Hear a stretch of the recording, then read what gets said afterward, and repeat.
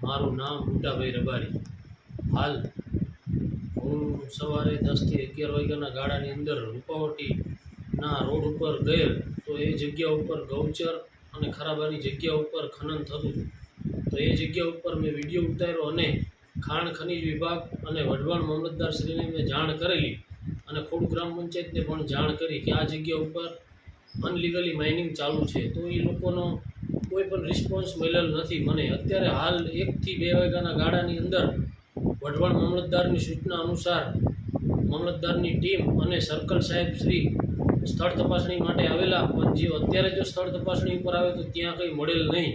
સવારની 10 થી 11 વાગ્યાના ગાળાની અંદર પથ્થરનું માઇનિંગ ચાલુ હતું। મેં ખાણ ખનીજ વિભાગને પણ જાણ કરેલી, પણ એ લોકોના કોઈ પેટના પાણી હલતા નથી। એ લોકોની રહેમ દ્રષ્ટિ નીચે આ બધું ચાલુ છે।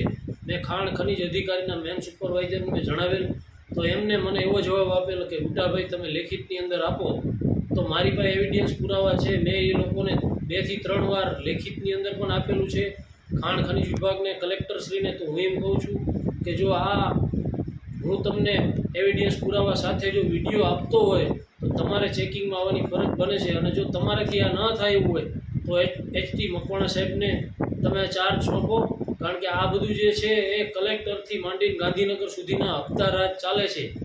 તો મારું કહેવાનું એક જ છે કે જો તમે પરવાના કોઈ વ્યક્તિને આપેલા હોય તો તમે ચોક્કસ જગ્યા અને સ્થળ અમને આવીને બતાવો કે આ જગ્યા ઉપર આટલા મીટર આટલા ત્રિજ્યાની અંદર અમે પરવાના આપેલા છે। અને જો તમે પરવાના આપ્યા હોય તો તમારે રોયલ્ટી જે કંઈ પણ લેતા હોય એની પહોંચો અમને દેખાડો।